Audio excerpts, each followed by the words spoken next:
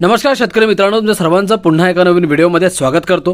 मित्रांनो, पीएम किसान सन्मान निधीच्या 22व्या हप्त्याबद्दलची संपूर्ण माहिती आपण या व्हिडिओच्या माध्यमातून आज जाणून घेणार आहोत। मित्रांनो बघा, पीएम किसानचा 22वा हप्ता अखेर कधी मिळणार असा प्रश्न शेतकरी बांधवांच्या मनामध्ये निर्माण झालेला आहे।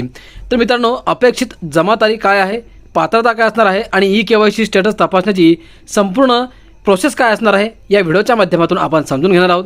व्हिडिओ फक्त शेवटपर्यंत बघा, अर्ध्यावरती हा व्हिडिओ तुम्ही सोडून गेलात तर ही अपूर्ण माहिती तुम्हाला पीएम किसान सन्मान निधीच्या 22व्या हप्त्यापासून वंचित देखील देऊ शकते। तर चला जास्त वेळ न घेता ही संपूर्ण माहिती आपण खालीलप्रमाणे जाणून घेऊयात।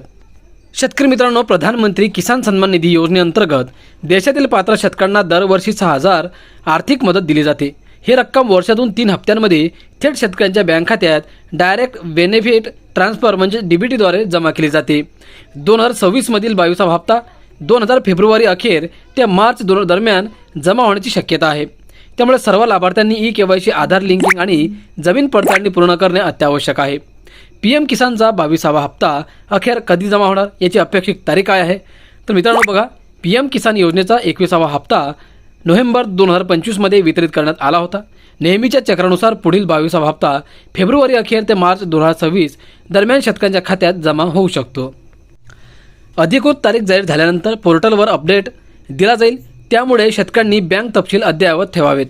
योजनेअंतर्गत मिळणारी रक्कम व पेमेंट पॅटर्न मित्रांनो, वार्षिक लाभ ₹6,000 आहे। प्रति हप्ता रक्कम ₹2,000, वर्षातून 3 हप्ते। पेमेंट पद्धत डीबीटी मार्फत डायरेक्ट शेतकऱ्यांच्या खात्यामध्ये जमा केली जाते, ते आपल्या सर्वांना माहीतच आहे। डीबीटी पद्धतीने कोणत्याही मध्यस्थीशिवाय थेट लाभार्थ्यांच्या खात्यात हे पैसे जमा होतात। मित्रांनो, 2,000 मिळण्याची पात्रता काय असणार आहे? तर पीएम किसान योजनेत नोंदणीकृत शेतकरी असणे आवश्यक आहे। वैध जमीन नोंदणी असणे गरजेचं आहे। आधार कार्ड बँक खात्याची लिंक असणे आवश्यक आहे आणि पोर्टलवरील माहिती योग्य व अपडेट असणे ते देखील अत्यंत आवश्यक आहे। पीएम किसानसाठी ई-केवायसी का आवश्यक आहे? तर मित्रांनो बघा, सरकारने सर्व लाभार्थ्यांसाठी ई-केवायसी अनिवार्य केले आहे। ई-केवायसी पूर्ण न केल्यास 22वा हप्ता खात्यात जमा होऊ शकत नाही।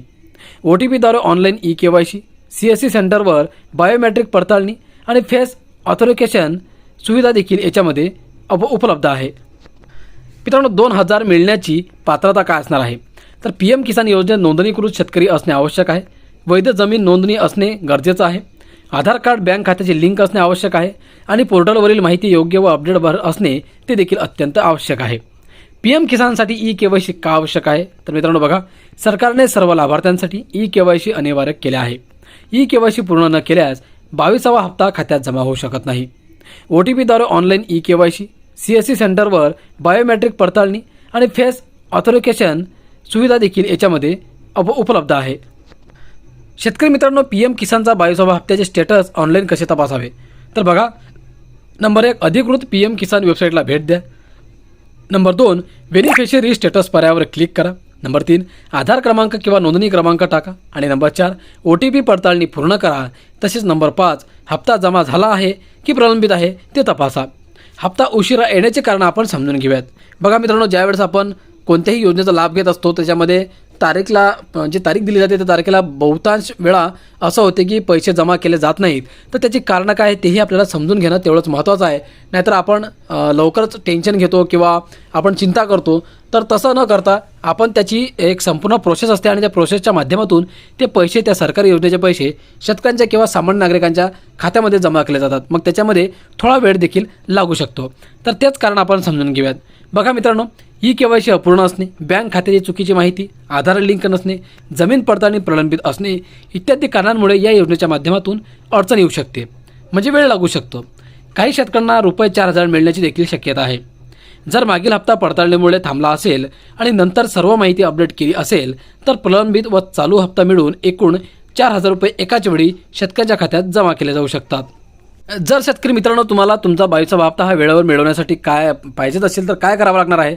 तर आधार बँक लिंक तपासा, ई-केवायसी त्वरित पूर्ण करा, जमीन नोंदणी पडताळा, बँक खात्यातील नाव व तपशील जुळतात का ते देखील तुम्ही तपासून घ्या। म्हणजेच निष्कर्ष जर आपण काढला तर पीएम किसान योजनेचा 22वा हप्ता फेब्रुवारी अखेर ते मार्च 2026 दरम्यान जमा होण्याची शक्यता आहे। शेतकऱ्यांनी सर्व आवश्यक पडताळणी प्रक्रिया पूर्ण केल्यास ₹2,000 हप्ता कोणत्याही अडचणीशिवाय खात्यात जमा होऊ शकतो।